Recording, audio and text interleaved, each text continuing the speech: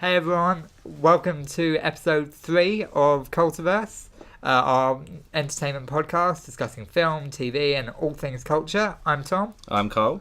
And nice to have you back. Hopefully you've tuned in for all of the episodes so far, but it's not an arc. You can tune in whenever.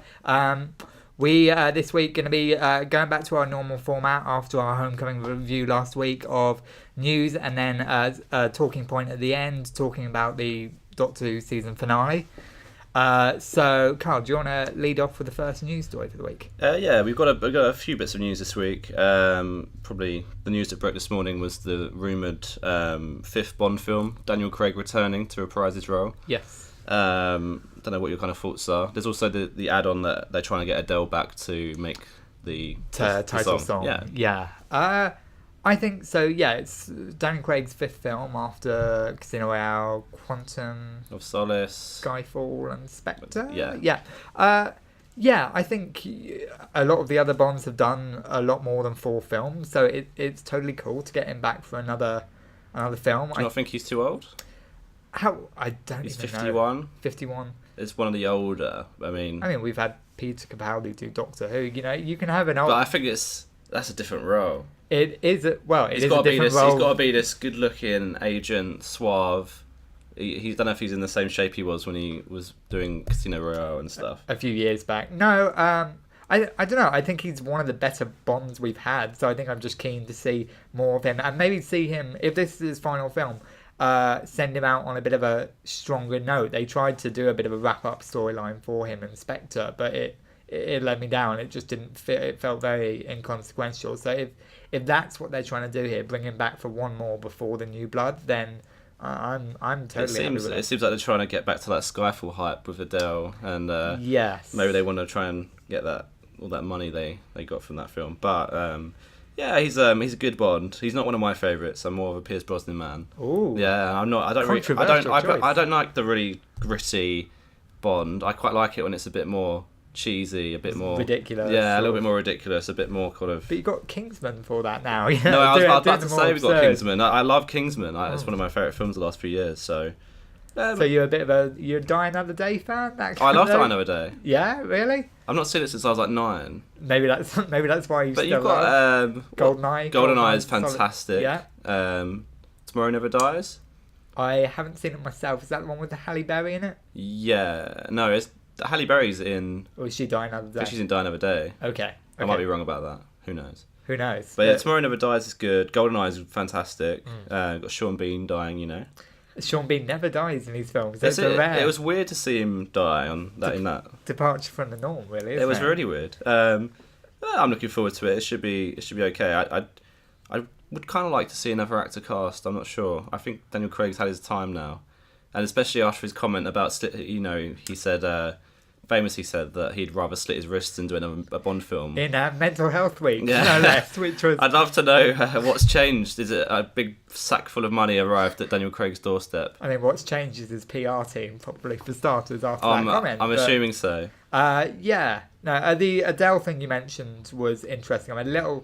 That concerns me a little bit in terms of are the James Bond marketing team under the impression that if they go back to, as you were sort of saying, the hallmarks of Skyfall, which was essentially this 50th anniversary film, that's all they need to do? It's a recipe for success. It's a recipe for success, when of course, I think that's half the problem. You said to us, myself, before you watched the podcast, you made it about halfway through Spectre, but I couldn't even finish it. It was so boring. It goes back to a lot of the tropes which Skyfall made fun of a lot of the time. It goes back to the martini shaken not stirred, everything like that, rather than mocking those tropes as Skyfall did. And I just don't want this to be another example of that. If that were the case, I'd agree with you. We should have a new James Bond because maybe they've run out of ideas for the Craig version. It's rumoured that Christopher Nolan that they're trying to get involved in directing, which that does fill me with a lot of happiness if they can really pull that off. That would be one hell of a coup.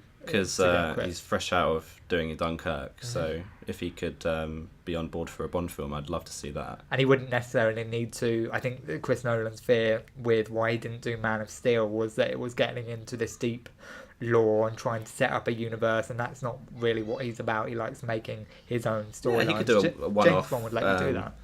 hopefully he wasn't plagued too much by the last 4 films, but he could do his own standalone film. I'm sure it'd be fantastic. I'm not sure what he's doing after Dunkirk's finished. No, he hasn't. He probably has some projects going on. Some massive, ambitious project that blows us all away again. If Dunkirk blows us away in a couple of weeks, Well, it blowed lots of ships away into the sea. It blew a lot of ships away. And planes and, yeah. So anyway, I don't think that's all we can talk about for Bond this week. This is a while ago, but Better Call Saul got a season 4, renewable. It's coming. Yeah, the Breaking Bad spin-off. Yeah, you've not seen much of it. You've seen 2 episodes. Yes, I don't think I'm a great authority on the subject. I've seen about 2 episodes of it and 1.5 seasons of Breaking Bad so far. Great authority. I finished season 3 a few weeks ago. It's really good. I think the show's actually been getting better throughout its time. A lot of people criticise it for being it's not as fast or it's not got the same kind of action as Breaking Bad, but I think Vince Gilligan he's doing it kind of right. He's doing it very slowly. He's building the characters; they're all very believable. Do you feel like it's managed them to step out of Breaking Bad's shadow by this point? As the seasons have gone on, they've introduced a lot more elements. There's characters coming back. There's no surprise, there's no spoilers. I'm not going to say it, but there are big Breaking Bad characters who feature in, and more get kind of drip feeded into the program. Sure. But they're done in a way that's kind of actually believable. They're not just like dangled in front of your face. They add to the story. And there's some of the cinematography in that and the writing. This series has been absolutely fantastic. So, is there maybe keeping it spoiler free in case people haven't seen season 3? But is there much you'd like to see from season 4, either in terms of improvements or story arcs they could go with? So Breaking Bad is this great transformation story. Walter, turns from this humble science teacher into what he eventually becomes in the end of the series. The man who knocks. I'm not gonna spoil it, but everyone's seen it apart from you, Tom. Apart from me, you'll fast learn on this podcast. I've seen everything except what everyone else has seen. And this show's doing something quite similar. It's taking Saul Goodman, who's not even his fictitious name really. He acquires that name. He starts off as Jimmy McGill and eventually turns into Saul Goodman that you see in the start of Breaking Bad. And it's doing it really, really well. It's believable. It's very different to Walter White's transformation, but it's gradual. It's organic, and some of the writing has really been fantastic. The only issue is there's it's almost a tale of 2 stories that I call Saul. There's the story of Jimmy McGill, and then there's the story of another character. I'm not going to say who. But it kind of lives in 2 halves, and one's very much the stakes have risen, there's action, and the other half, Jimmy's side, is very much personal. Okay. But and I'm hugely excited for season 4. Do you think there's any risk? Breaking Bad obviously told, from what I know of it, complete story, as you say, an organically developing story. From what you've seen of Better Call Saul, is there any risk of them padding the show out longer than they need to, or right now does it feel like there's more to tell? I think Vince Gilligan's got it all in mind. I think he has a very set idea of what he wants to do. I have a feeling there'll be this series, season 4, and then there'll be one more. And I think that he knows exactly what he's going to do. It's quite mapped out. My only worry is that he can't kind of let go of this universe, and he just postpones it even more and adds more seasons unnecessarily. Maybe you should go and watch Frozen. Oh, go well. Maybe. That was a terrible joke, but yeah, no, it's probably one of the best written shows on television right now. So, do we have any idea when it's going to be coming back then for season 4? I have no idea. I assume the same time it's around every year, kind of. Is that autumn time that I think show it was around fairly recent. I think March. It usually airs. Okay. It comes on Netflix, so I imagine it will be around kind of same time next year. It has done for the last 3-4 years. So look forward to that then in a few months' time. Next up is we got the Jigsaw poster. Yes. Part of the Saw.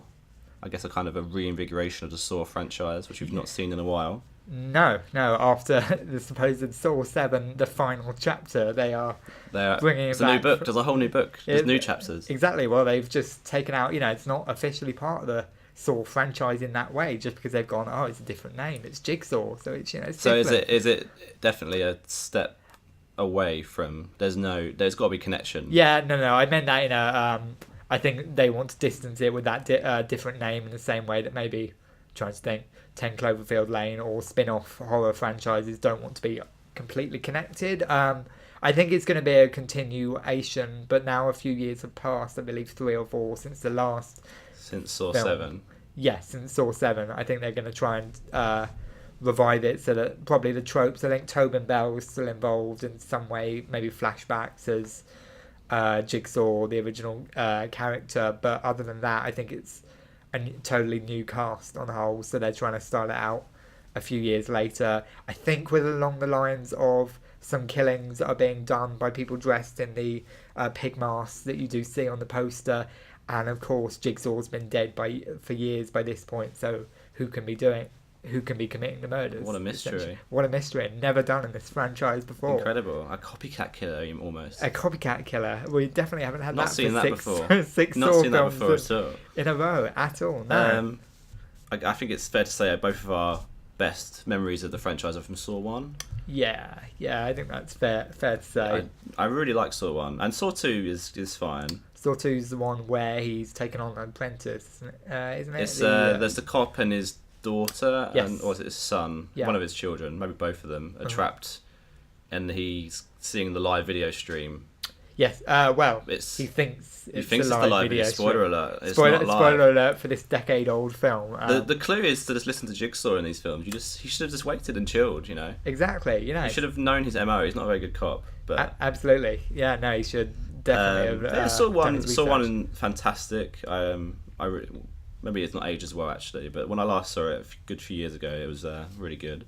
Yeah, no, I fantastic twist. Definitely. Spoilers. Big spoilers if you have, Yeah. well, we don't have to directly I'm not say going to say the but- twist, but I did not. That shocked me. It was great. Yeah, and it didn't feel like a twist where you went back and rewatched the film and you thought that's not foregrounded at all. That Yeah. doesn't make sense. It was a twist that really It is literally foregrounded. yeah, seeded into the dialogue so much. So I thought that twist was brilliant. The way it was shot was very early 2000s, very quickly edited and things, so you didn't see the full extent of the gore at times, but it worked. It worked as a film, and that dynamic of the doctor and the was he a university student or? I think he was. He might have been just after. I think he didn't have a great job. You Might have be been right. a delivery guy or something. Yeah. No, a photographer. He was a photographer. He just stalked people. He was a. That was it. Like I don't know PI, if he did basically. it for newspapers or whatever, but and so he did that, and then of course the dynamic of those two in that cellar or the bathroom kind of cellar for a whole film, managing to keep the onus on those two Really worked really well. 2004 it first came out. I think it was. It's got to be around then. Yeah. It's definitely the early sort of noughties. So Crazy. It's been about 13 years. So. absolutely. So here's hoping, maybe this one can reinvigorate it a little bit. I think they just need to try and do something, even if they've got Tobin Bell back in some capacity, make it feel like, I presume they want to start off a sort of new mini-series here, make it feel like a distinct entity take that it isn't just in a different direction, not Yeah. just a kind of morally righteous killing and weird twists and maybe put some, I don't know how, but you put some modern trappings on it, brings social media with Jigsaw or something like that. Yeah. So really yeah, bring there it was up to date. definitely there was a conscious effort to make it a kind of social commentary in a lot of those films. Was it Saw 7 when they're trapped in the glass Yes, things outside? It's kind of just and everyone's taking photos and for stuff. most of the time. No one cares about the fact that these people are dying. They think it's a magic stunt. They think it's probably buskers, almost doing an act. And yet, of course, they realise the horror of it far too late when it can't be stopped. So you could easily continue that and take that, amplify that sort of tenfold going forward. We'll watch that story with kind of hesitation. Yeah, it's coming out in October, so we'll see. Oh, it's quite soon then. Halloween month, so we'll see whether it does well. Or So finally, there was the Fantastic Beasts 2 plot synopsis. yeah, Um, not a title. We still haven't got, other than just knowing it's Fantastic Beasts and something. That's what J.K. Rowling said. It's going to be. it's going to get rid of and not where to find them. Yeah. Fantastic Beasts and a plot to destroy all Muggles. Exactly. And It's a genocide. exactly. Yeah, a nice light, upbeat sequel to the grim first one. But Yeah, no, go ahead. So we had the synopsis. I don't know what your kind of thoughts are. The main thing that struck me and you actually was that the main cast of the first are returning. So you've got Tina, Queenie, Jacob. It's incredible characters that are all coming back. So well developed. You know, they're just such a good cast. It's like Han Solo and Princess Leia. Like I'm really glad like this ensemble are back. Absolutely. Oh, absolutely. I can't wait to see them back on the screen. Like, every scene they fill with such exuberance, and I can't wait.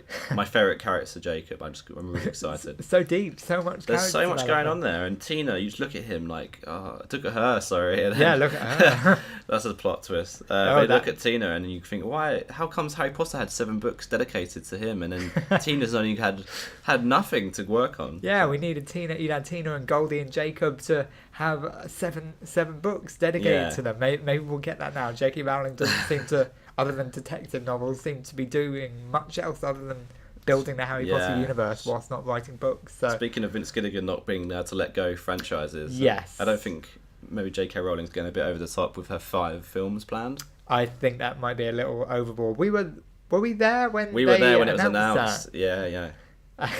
Collective sigh. I don't know. I mean, I think that was before we saw Fantastic Beasts. Yeah.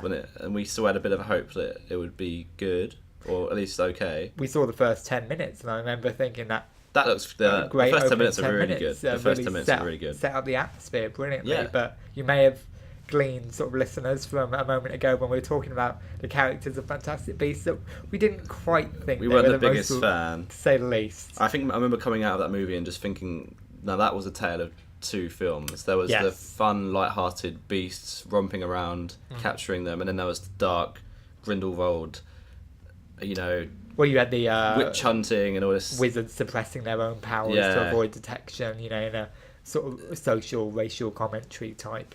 It was a strange film. It really, I felt it would have been fine if it had just gone all in on one idea, like the fun Fantastic Beasts, in the suitcase, all going around, mischievous.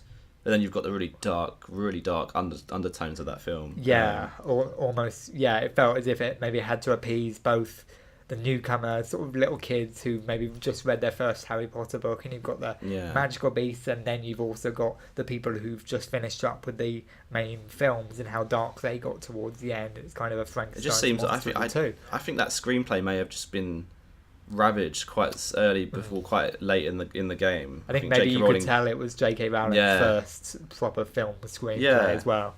I think she may have just put all that stuff in. Just as a kind of, she realised she wanted to do so much more of this story. Yeah. And she needed to set up so much more of Grindelwald and all this. So she put it in, and then, I don't know, it just seemed a bit of a mess. But it had some good moments, though. And I'm not necessarily not looking forward to this sequel. No, I think there's room for this sequel. Watch it, yeah. Yeah, no, it's unfortunately I have a habit of, with so many criticising all these franchises. Criticising, and then I'll be first in line. I remember saying as much of Wonder Woman after seeing Suicide Squad. I said I loathe Suicide Squad with a passion, but I'll probably be there nonetheless, front of the queue, not having read any reviews for Wonder Woman. If only you took your same advice after Batman vs Superman, you should have. Oh yeah, well, you kind of had that moment of hope of, well, Man of Steel wasn't terrible, and Batman vs Superman was. So then you give Suicide Squad a chance based on their marketing campaign, and that didn't turn out well. But there's a chance for Fantastic Beasts to pleasantly surprise us. They've proven with the Harry Potter films that not all of them were great, but there were a few real hits there. So so the plot synopsis kind of heavily, I don't know if you want to briefly go into it. It recaps briefly the ending of the first film about Grindelwald getting captured, and then, as you said, as we read it, surprise, surprise, Grindelwald escapes capture, and it's along the lines of Dumbledore, played by Jude Law in this one, enlists Newt alongside Newt, presumably enlisting for some reason his friends from New York to go and track Grindelwald down in, I believe, London and Paris. It's set this time, so different setting, but some similar characters, and I think we noticed the prominence of Dumbledore in that synopsis. It seems like he, as you were saying, is almost hinting at being the protagonist of this film. Quite possibly, yeah. Jude Law's a big name, obviously. Yeah, for them it seems Newt's taken a bit of a... I mean, backseat. what can he contribute to this battle? Well, he's got a lot of fantastic beasts in that. I that know, suitcase but it of just his that you can seems. bring along I to the remember fight. reading way back ago, reading Deathly Hallows, Yeah. and just thinking, oh, how great would it be to get this Grindelwald prequel and get this fantastic battle, and it would be incredible. And now I've got why is Newt Scamander there? He's this famous wizard in his own right, but he's not going to face him on the battlefield unless he throws lots of dragons at him. Or, why is Tina and Queenie, like, why are they enlisted to help? Like, Dumbledore... There's a comic relief we need. We need that comic relief. It shouldn't... Oh, no. It's... I'm really anxious about this film. I don't know. I just feel like they're mishandling it when it could be really good. I'm anxious, yeah. I don't know, I'm less anxious about the film than the prospect still of there being 5 films in total. I don't know how they're going to... How long was the Grindelwald sort of war? I mean, conflict? Long enough to it's span? meant to kind of mirror the rise of Hitler, so he kind of raised to power early 30s, then started just massacring people 39, and then Dumbledore defeats him 45. So okay, so it is a literal parallel to World Yeah, War II. literally. I think J.K. Rowling's got bored and just matched these up. I guess it's kind of in the wizard world, it's almost got away with it because World War II was happening and it was.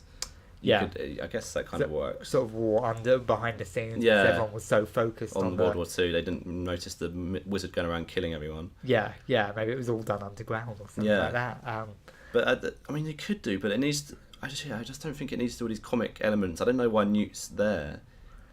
We'll see. Maybe we're wrong on the whole Dumbledore thing. It might be that Newt. It may just be that Dumbledore's the sort of Obi-Wan Kenobi of New Hope. He prompts them on this quest, and Newt gets his friends to come and give him help, given that in some way they helped him out in the first film. I suppose so, but it's not their film. My issue with it is Dumbledore's story.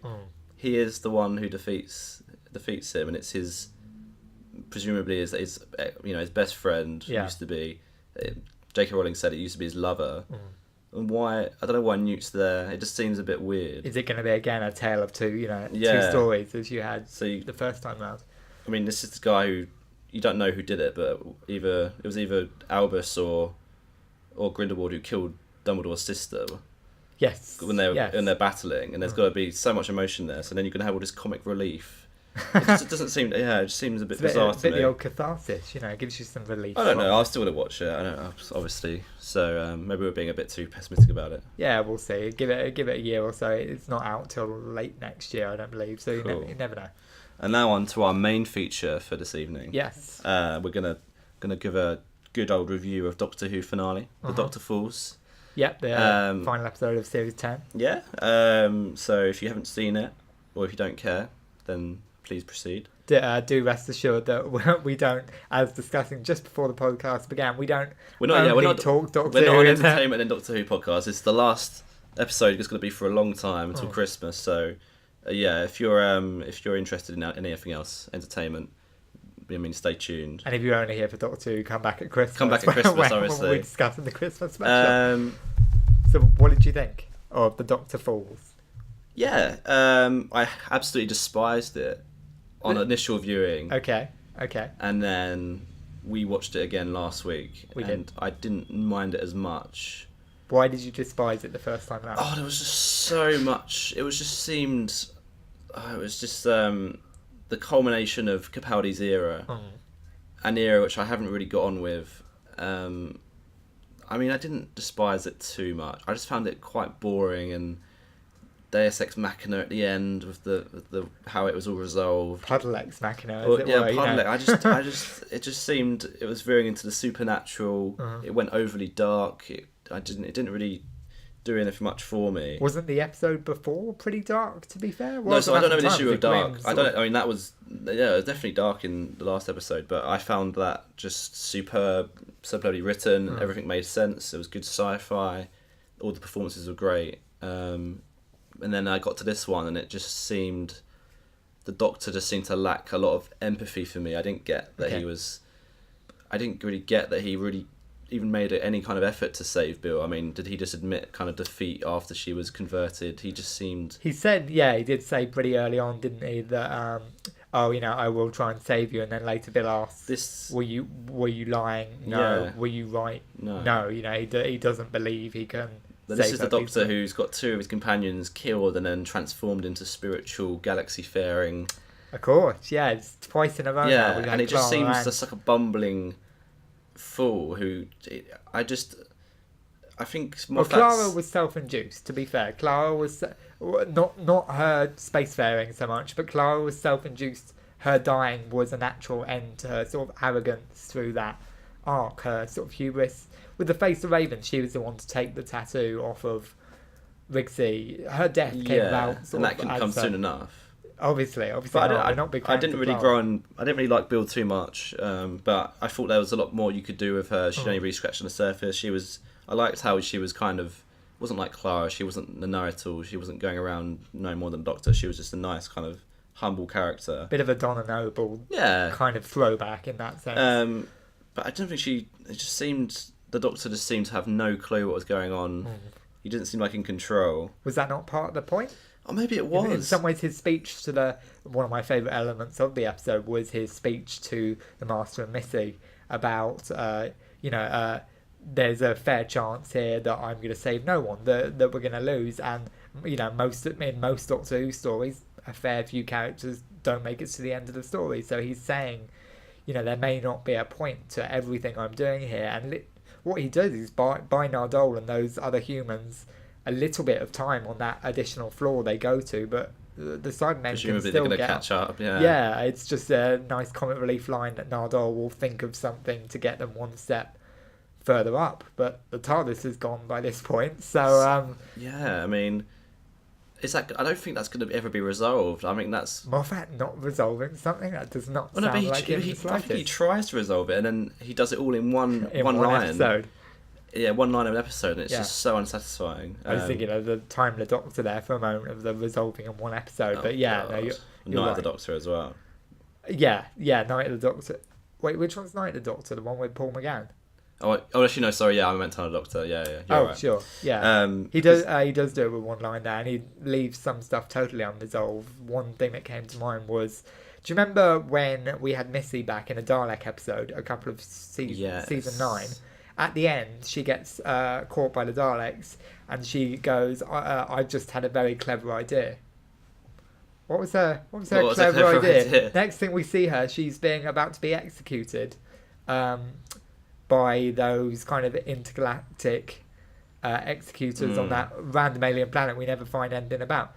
So was her clever plan originally she was going to fake being sympathetic and warranting the Doctor's pity, and then was going to turn on him, but then she suddenly, midway through the season, genuinely means it. I don't have actually an issue with that too much. I'd rather things just not be.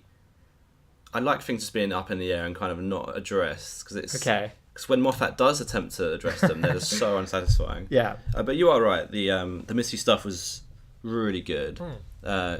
She was like excellently juxtaposed with Sim's psychopathic, cruel, nasty, like rage. The really rage of the Master. Yeah.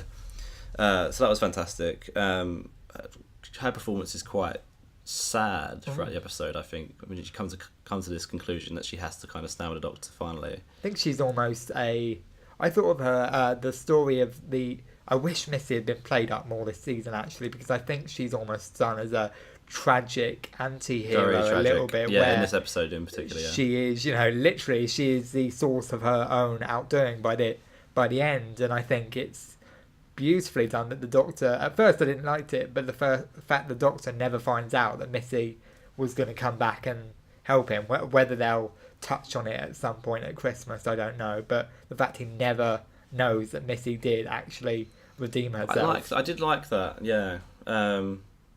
It just seemed, it just didn't hit me, it didn't sit with me really well. I think it was just because the return of Heather in the puddle.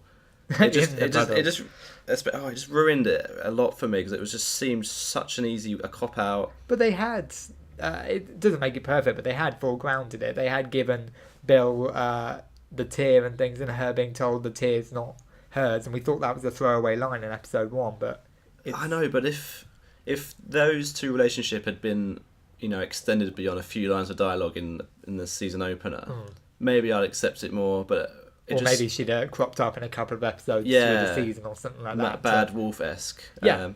Maybe even like that. Maybe I would have. It just seemed like, here's this thing from episode 1. Remember, dangle, cop out. Here's some magic. Here's some little puddle magic. You're good now. And Doctor decides to blow up every Cyberman around him. By the way. Yeah. And it just looks like it's engulfed in flame, but he's fine. He's fine. He's barely scorched. He's fine. What is it in? Is it Monty Python and the Holy Grail when you have the Black Knight? The Black Knight. Yeah, literally. Tis but a flesh wound. But you just ignited this whole floor, and somehow Bill's the only one who's of a Cyberman that survived out of all of them. That is a fair point, actually. Like, what is happening? Did Heather somehow shield her, sort of protect her? But she was already crying by that point, so. I'm not accepting this. So I think last episode was fantastic. You had this time, you had this black hole, you had this spaceship that was affected by time. It was such a great concept for sci-fi, like something that Doctor Who does really well at its best. And now you've got puddle magic, which the black hole thing is actually like that could happen. Like that's a thing that could happen in millions of years. But it's puddle magic. I just don't accept it. Well, how come she was? I think that's because I didn't like the opener, is why I hated this. Okay, you didn't like the pilot so much. I really hated that. Naturally, bringing back elements of that wasn't going to make it. I didn't like the solar farm setting. It just it didn't make any sense to me. It was a bit Trenzalore, I thought. Just I hated Trenzalore. There's a trend developing here. Yeah, the Cybermen were just, utterly ancillary to the plot. They were just they were. There was no need for them to really be there. They could have been any monster. Absolutely. Yeah. And it's meant to be Genesis of the Cyberman, and then they weren't even in Thankfully, they didn't call the story like a two-parter Genesis of the Cybermen, because that would have been I almost think this could have been a free-parter. Yeah. It would have been better, I think. Could we have had that instead of the Monk three-parter at the... Well, that would have been better. I would have taken that happily. I think this could have almost worked in the same format as Series 3's Yana. Yes, you could have had almost World Enough and Time, the one with the Genesis Cybermen cliffhanger, have that as your utopia, and then have a two-parter about Johnson. And the Cybermen. I think you could have focused more on the Cybermen. You could have focused more on the Master and Missy relationship. All I would say with the Cybermen, I remember us talking in the first episode of the podcast about what we wanted for the finale, and I said it's really hard to get a Cybermen story right, because at the end of the day, it's essentially the Doctor taking on robots, and how do you make an interesting war story out of that? The Cybermen, it's hard to... They've either had the Daleks in Army of Ghosts and Doomsday. I don't feel like you have that many great standalone Cybermen stories. I didn't mind the ancillary element too much, because I always wonder how much can you do with them. They were quite ancillary when Missy debuted in Dark Water and Death in Heaven. They were very much so. They were just sort of there in the background for Missy to bounce off. This was much the same. And I thought the rapport between Gomez and Sim was strong enough, personally, that I didn't mind the ancillary nature of the Cybermen too much. But I think the first time we see the Cybermen in New Who in is it Age of Steel? And then Rise of the Cybermen, Age of Steel, one, yeah. I thought they were good then. Like, they were really scary. Bloody sirens going off. Yeah. Hopefully the Cybermen have attacked. The Cybermen. Or the Sirenmen. Let's not talk about the Siren from Series 5. Great episode, that pirate one. Curse of the Black Spot, episode 3. Anyway, they were very ancillary. I mean, it was fine. I don't know. I was let down by just poor mid-2000s CGI. Oh, yes. There was just some shocking CGI, and apparently that a lot of the work going into this episode wasn't even finished until about 4 days before airing. It's not hard to believe from that. What I read. Sometimes. And it just seems like, what's happening in terms of planning for this show? Is it just an absolute mess? You wouldn't get a big US TV show having their CGI being done a few days before airing. Maybe you would. Maybe you have more money going on there. Probably got the Game of Thrones team still working on their. I can imagine Game of Thrones, but that looks good. And yeah, the trailers look phenomenal. They have a vast team working on that. They do. Doctor Who, I definitely don't get the sense they've got a vast team working on that CGI. I think I said in the first episode, I said that I did think that Missy would eventually save the Doctor in some way. She didn't, but at least she had the intention to. Yes. She kind of killed her former self, which is fair enough. Yeah, she initiated... Well, she didn't really stop. John Sims' master presumably wasn't going to do anything towards the Doctor, so she didn't make an active contribution towards the resolution of the story, but they did enough with her that it was a resolution of the arc in some way.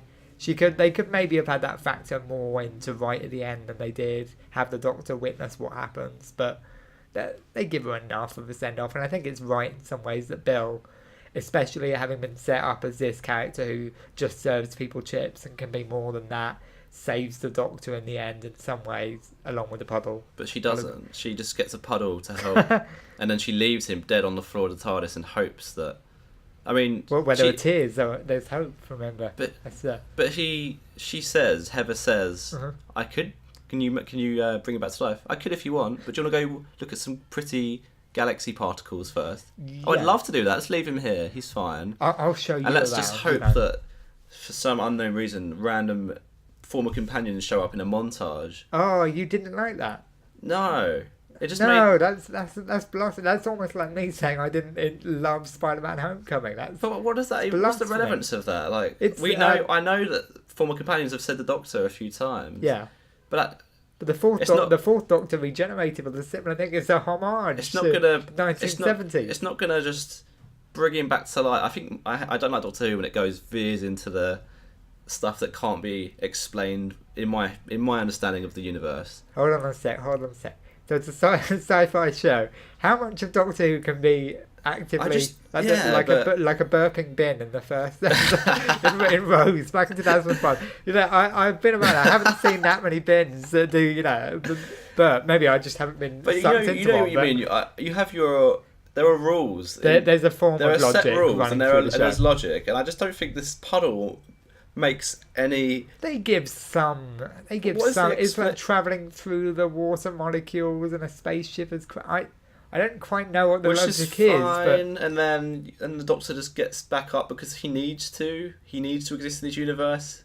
I think it's partly he's brought back to the TARDIS and it's his... The TARDIS heals him. Sort of, yeah. The symbiotic connection between the two of them. You see, as the companion flashback scenes happening, you see, and I always love it when Rachel Talalay does this, but the light sort of turning on as his mind wakes up. So maybe it's their connection which brings him back to life. I don't know. Where the 10th Doctor had to get back to his TARDIS to regenerate safely, from what I remember, the Ood singing him to his sleep or whatever.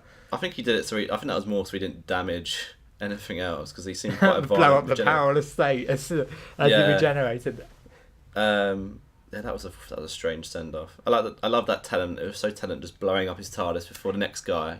Sod this, Maybe it could be seen as a metaphor for what the process of the changeover. The showrunner transfer. Thankfully, it turned out fairly well on the whole. Speaking of the regeneration, they're holding it off. What do you think of the concept of the 12th Doctor now trying to hold off his regeneration for another sort of episode now? I don't really get it. No? It doesn't really strike me as in keeping with Capaldi's character. I don't mind the fact that he's kind of holding it off.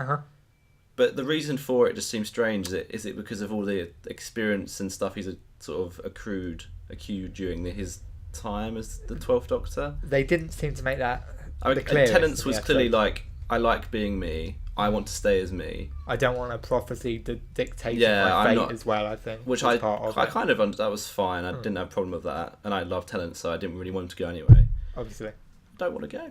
Oh, it's so sad. Of course, we had Capaldi also reference those lines of I don't want to go and when the. So then you've got Capaldi, but why does he not want to change? I must admit, I thought they could have done more with that. Set that up a little bit more over the season. The only things I can think is when I think it's in Knock Knock or Thin Ice. I think it's Knock Knock when the Doctor mentions that he never sleeps unless he regenerates, and Bill says, "Oh, what's regeneration?" and he shrugs it off. I didn't know if they were trying to go along the lines of he's trying to almost deny regeneration is a thing, or he's trying to make it sound trivial as shown by the fake regeneration 8 episodes in, whether he's trying to shrug it off and go, oh, it's really not that big a thing. But in reality, So is he just trying to be stubborn? Is he? a little bit maybe. But I don't know. Does he have? I never really thought Capaldi's Doctor had this kind of air of superiority over it. Sometimes he does. He seemed to actually accept death more than most doctors do. Kind of let people, even make a joke of when someone had died in series 8. So I'm not. Yeah, but I'm looking forward to the Christmas special. Should be good. We're obviously in spoiler territory, as we said earlier. So the fact that David Bradley's in it as the first Doctor. And he looks like a fantastic first Doctor. Just obviously we've seen him in Adventure of Space and Time, which he was really good in. Yeah, I thought he was great in that. That was probably the best Who we've had, and it wasn't even in a while. It aired around the same time as the Day of the Doctor. I think those two things together really made that 50th anniversary. Yeah, you're absolutely. Right. He can't. I think I noticed it when they brought him back here. Credit to him, he's great, and I'm really looking forward to him. No one, I think, can quite imitate Hartnett's voice perfectly. Like going back to the original Hartnell stuff. It's quite good. It's as close as I think you're going to get without it being Hartnell. It's hard. Some people can do, amazing impressions. Who is it from Dead Ringers? The guy who does... Oh, John Coleshaw. John Coleshaw doing Tom Baker. He's so good. Stitches. But anyway, like you say, he looks really close. He looks the part. When you saw him walking with the scarf around him, everyone could tell. Partly because I think a lot of people sort of knew through leaks, but everyone could tell this was the first Doctor. Aren't you that evil sod from Dinosaurs on a Spaceship? A Dinosaurs on a Spaceship, absolutely. Or what Game of Thrones? That evil sod. Oh yeah. His name? Walder Frey. Walder Frey. Yeah. That evil sod who murdered my favourite character. Yeah. And now you're playing a lovable first Doctor. Who do you think you are? Filch or whatever. Filch, yeah. There's so many characters. Students are out of bed. Do you agree Capaldi's performance was pretty strong in the episode? Yeah, for what he was given. I just didn't have much. Maybe I wanted a bit more kind of cheesy RTD finale stuff in this, but it was very understated, his performance, and it's a shame, I think. This guy Capaldi loves the show, loves the character, knows the character. Grew up watching it, being a massive fan. I really think he gets it, and I just don't think he's been given. I think he's been really let down by Stephen Moffat in terms of he's not been given really much to work with. He had all of Series 8, which was poor, dark, sort of just dark, poor, and it was a deliberate kind of conscious shift away from Matt Smith. Yeah, and it just didn't work, and there was no good episodes that I'd probably go back and watch, or maybe only a couple come to mind, possibly Listen and one or two others. Yeah, but it was just unnecessarily dark, and it just seemed like, look, I'm going to shun away from this triviality from the past. And then in Series 9, you had him embracing it a bit more, of his guitar and his sonic glasses. Yeah, Series 9, I felt like they almost did a 180 on a complete 180. So it wasn't really in keeping with what I thought the Doctor was. And then so he's the massive shift there. Good episodes. You had some good episodes. Heaven Sent jumps to mind. Fantastic. Yeah, the underwater two-parter. I remember it. Really good. The Zygon two-parter. He gets a great speech at the end of that. And then there's this series which has just been distinctly average. Yeah, boring at times. Such a shame for him to go out on this series. I think we've said this in the past, but I really wanted this series to be kind of his pinnacle. Yeah, he wanted it building to this, so he really got something to kind of work with, being such a big fan of the show. Great actor, obviously, done loads of stuff. Yeah. I just think it's a shame because he's not been given what he really should have done. Yeah, I think it's been a missed opportunity. I'm just going to look back at this era of Who with, just boredom. Maybe I'll go back and watch the odd episode, but nothing on previous series. No, I think which is a real shame. Hopefully, the Christmas special sends him out again. It's directed by Rachel Talalay again for the third episode running. She's done solid finales most of the time, and even if you weren't massive on the second part, the first part of this finale showed she can do, and Heaven Sent, showed she can do some brilliant Doctor Who when she's given the right script. So fingers crossed. Moffat hasn't had loads of other projects on. Sherlock was done a long while ago, so hopefully he invested the He's time at his into best this when he last has script. a whole year to work on one episode. Yeah, as opposed to, well, what with his hiatuses, he certainly gets that sometime of one whole year. Yeah. The superhero one last year was great, Oh A whole god! year Oh working god! on I that forgot about superhero. that. That's technically the first one of series 10 in some ways if you connect the seasons with the Christmas. Because that had Nardole coming back out of I nowhere. completely forgot about that. That happened. I think that was that episode in a nutshell, really. That was weird. That was weird. That was really weird. But yeah, no. Okay, so you weren't the most keen on it, even if it improved second viewing round. Second viewing definitely improved. There's scenes which are really good. I think the Missy scene, the final one, and the Doctor's speech to Missy and the Master on rewatch work really well. Apart from that, I'm just going to go back and just laugh at the poor CGI, the Deus Ex, the Puddle Ex Machina. I'm just not gonna. Yeah, it's a shame, and it's a shame because I always expect Moffat scripts to build up magnificently and then not work as well. But there were good aspects of this episode. It didn't fulfil what I wanted it to. No, which is a shame. So I'd like to have a really good few episodes to go back and rewatch Capaldi's era, just to kind of sum him up. And I don't know which ones they'd be. Maybe Heaven Sent, but it's very dark, it's exhausting to watch. A lot of it, yeah, particularly Series 8, I can't see myself I can't go back and watching much of that. Just grim Doctor Who, which I don't think encapsulates the show. But you had a good time with it, mostly? Yeah, overall I had a good time with it. I don't deny there were weak elements. I think like you said, the solar farm was very superfluous. It really didn't add much to the story beyond a setting with a decent sort of looking forest battlefield for a well shot kind of set piece with the Doctor and the Sidemen. So I agree, Sidemen fairly superfluous, but I didn't mind it because Sim and Gomez just rattled off and struck me as the main villains of the piece. The puddle thing was absolutely stupid, I would agree, bringing that in. Even if it worked thematically just about for Bill, it did seem like a silly Deus Ex Machina. But Capaldi's performance elevated a lot for me. Pearl Mackie did a lot with the material she was given as a sober woman, sort of not believing she turned into a Sideman. I thought that worked well. Nardole's send-off seemed a bit just kind of rushed and out of nowhere. He was definitely the fifth most important character there. Yeah, the fifth wheel, as it were. And that's felt, unfortunately, the way for Matt Lucas for a lot of this season, I think, is that just... He is there for comic relief and sort of in a Jacob from Fantastic Beasts sort of way. He's just there to get sort of the kids laughing rather than to have a lot of substance, which is a shame because Matt Lucas can do slightly more substantial roles than he's given here.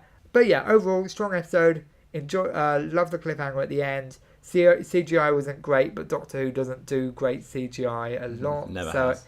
So I can just about pass it up there. I think it realised Sidemen stories are hard to get right, even if that was annoying about them being ancillary. Overall, solid end for me to a really inconsistent era of the show, and an era which we know Capaldi is talented. The thick of it. We've seen him in Tortured Children of Earth.